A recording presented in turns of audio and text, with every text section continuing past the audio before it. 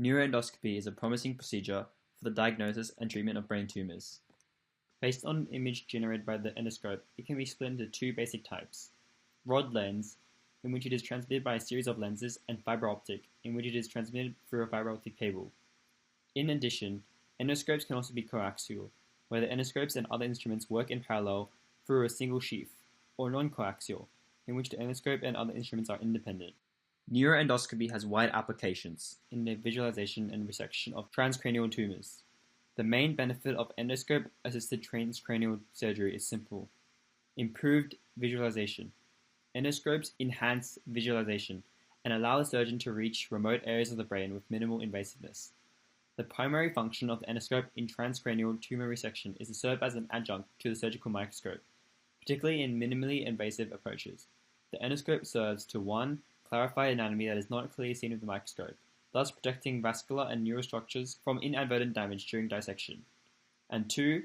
Peer beyond the window of the side of the microscope, around corners and under vital structures, which allows the surgeon to better assess the anatomy, inspecting the resection cavity for residual tumor. Different endoscopic approaches have been used for the investigation of a wide variety of transcranial brain tumors.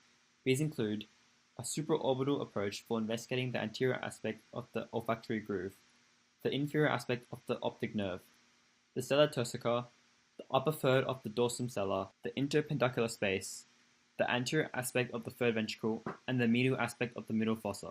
2. A transylvian approach for inspecting the insular region, a subtemporal approach for inspecting the brainstem, a retrosigmoid approach for the investigation of the internal auditory canal, Meckel's cave, and brainstem regions, various approaches to the pineal gland for the investigation of the inferior aspect of the vein of Galen, the inferior aspect of splenium, and the third ventricle. A suboccipital approach for the investigation of the foramen of Luschka, the superior aspect of the fourth ventricle, and the anterior aspect of the foramen magnum. Endonasal endoscopic interventions have been recently used for the precise diagnosis and resection of sellar and skull-based tumors, such as pituitary adenomas. The endonasal approach has been expanded to allow access to the majority of the midline and perimedium skull base for resecting a host of skull-based tumors. Endonasal operations in stellar tumors have enhanced luminescence, magnification, and provide a panoramic view that can help increase visualization, as is the case of pituitary tumors. Finally, endonasal endoscopic resection is minimally invasive. In the figure shown, an endoscope is used to reach the pituitary tumor with minimal invasiveness, causing little damage to nearby areas, followed by the eventual resection of the tumor.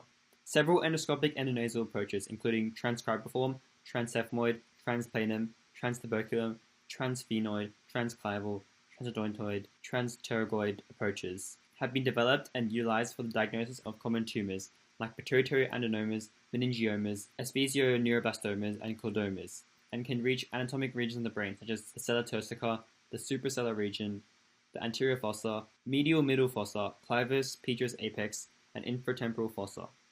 The use of neuroendoscopy confers several advantages over the conventional microscopy in the treatment and management of intraventricular tumors, as endoscopes can be used in conjunction with MRI and CT scans for the precise diagnosis of tumors, and result in decreased surgical morbidity and increased visualization.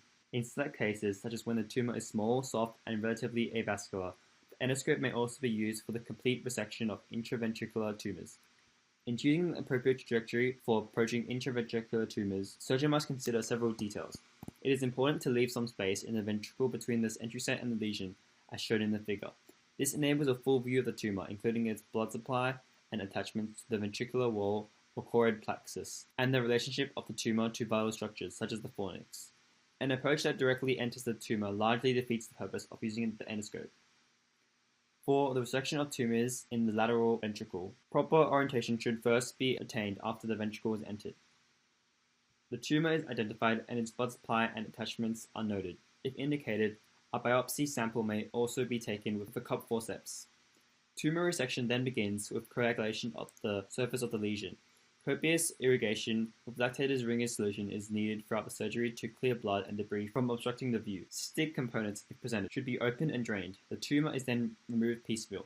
Depending on the size of the lesion, this can take a considerable amount of time. In the event of hemorrhage, hemostasis is first attempted with irrigation directly targeting the bleeding vessel, which, with patience, is successful in the majority of cases. Once resection is complete and hemostasis is achieved, the endoscope is removed, during which time the tract created is inspected for intraparenchymal bleeding. For the resection of colloid cysts, which typically originate from the roof of the third ventricle, the surgeon first identifies the foramen of Monro and surrounding structures, including the fornix, choroid plexus, thalamostriate veins, and anterior nucleus of the thalamus. The cyst is typically evident, bulging into the distal foramen. If more working room is necessary to access the lesion, the choroid plexus can be coagulated. This maneuver usually provides enough additional working room, but if necessary, the thalamostriate vein can also be sacrificed. The ipsilateral fornix should be sacrificed only as a last resort if the cyst cannot be removed otherwise, for this may result in a permanent short-term memory loss. Once the lesion can be accessed, its surface is coagulated and resection proceeds as described previously for lateral ventricular tumors. Often, the cyst wall can be removed in one piece. However, when the cyst wall is removed from the roof of the third ventricle, excess force must be avoided. Excess traction on the roof of the third ventricle may cause daunting hemorrhage from the internal cerebral veins. Pineal region tumors may also be approached intraventricularly in some cases. Because large pineal region lesions commonly obstruct the cerebral aqueduct, a CSF diverting procedure can be performed either immediately before or after biopsy or resection of the pineal lesion. Using a rigid endoscope in these cases often requires the use of two burr holes because a single trajectory cannot reach both locations, as shown in the figure.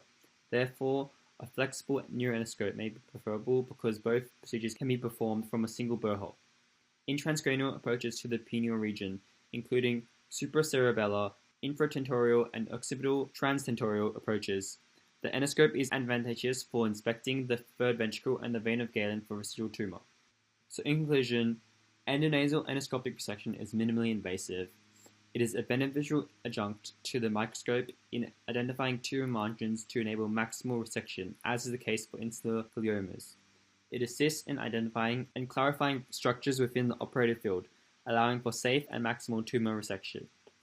Endonasal operations in cellular tumors enhance luminescence, magnification, and provide a panoramic view that help increase visualization, as is the case in pituitary tumors. For many intraventricular lesions, the endoscope is the sole tool needed in management, accomplishing inspection, treatment of hydrocephalus, and either biopsy or resection of the lesion. Further advances will increase the effectiveness and safety of neuroendoscopy, and its indications will continue to expand.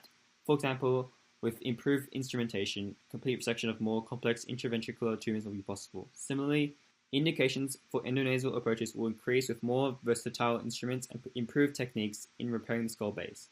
As neurosurgery continues to evolve in such a way to improve patient outcomes and reduce morbidity, neurosurgeons will undoubtedly find more uses for this tool.